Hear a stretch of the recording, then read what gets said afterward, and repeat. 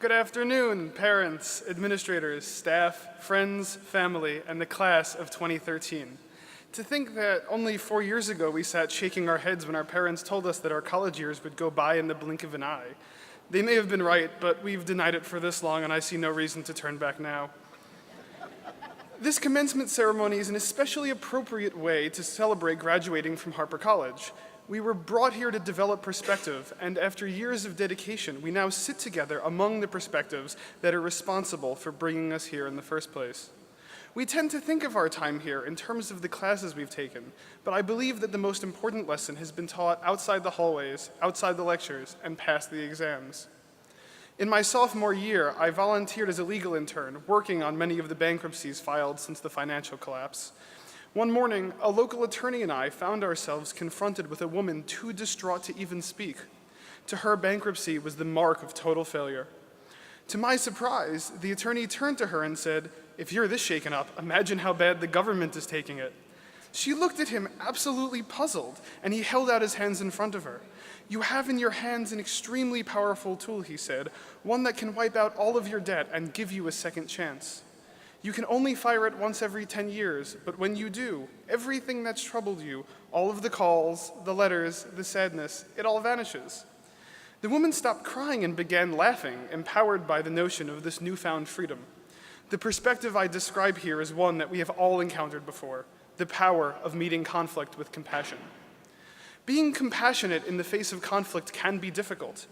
Throwing your shoes at your roommate is certainly maybe more effective in getting him to turn down his music than explaining that you have a test in the morning. Telling your professor you're sick may be more effective in getting an extension than revealing that you are simply too hungover to put words on paper. Taking loose socks from the lost and found may be more effective than doing your laundry when you've run out of clothes. Meeting conflict with compassion means going beyond these situations and seeing trouble as an opportunity to set an example for those around you.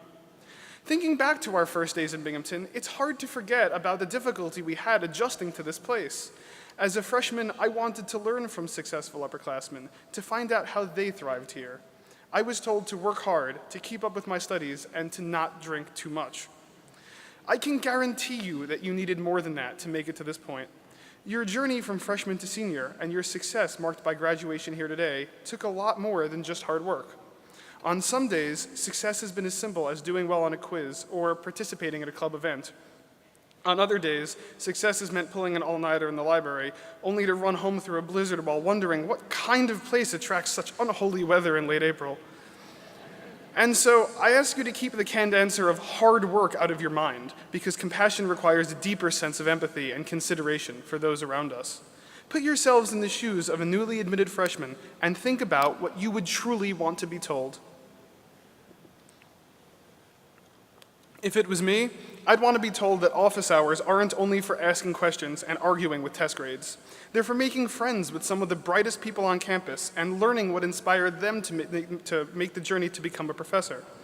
I'd want to be told that being kind and asking Sodexo workers about their days is the best way to get extra food for free. I'd want to be told that on rainy days you can travel halfway across the campus, underground through connected basements, and I'd want the floor plans to match. Finally, I'd want to be told that the real secret to success in college is not only to work hard, but to care.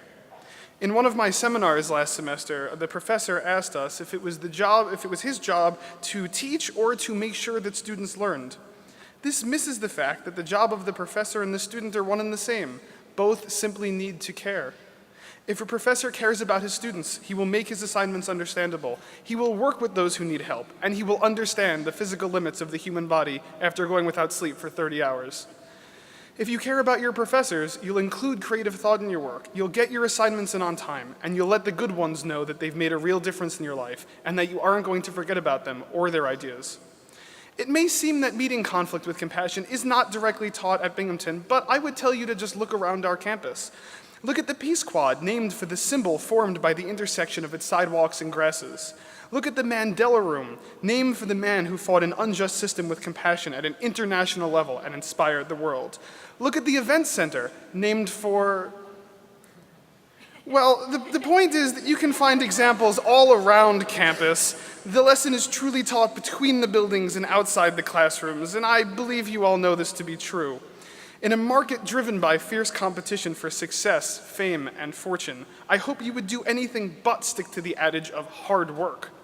If you meet conflict with compassion for others and compassion for yourself, you will achieve success in ways that would have otherwise been shrouded. Unstoppable are those who deeply care about their work, care about those around them, and care about themselves. As we take our first steps into the global community, I encourage you to question the so-called words of wisdom you've been told, just as we've questioned what we were told as incoming freshmen.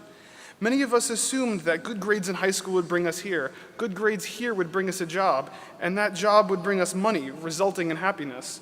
This seems just as unsatisfying as being told that hard work is the key to becoming a successful Binghamton student.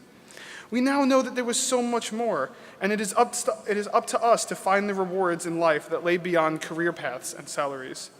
Caring for yourself means not settling for the job that pays well but makes you miserable. Caring for yourself means leaving Binghamton, leaving New York, or even leaving the country to find the adventures out there that await you. Caring for others means that you share these journeys with future generations and inspire them to do the same. Congratulations again to the entire Binghamton University 2013 graduating class.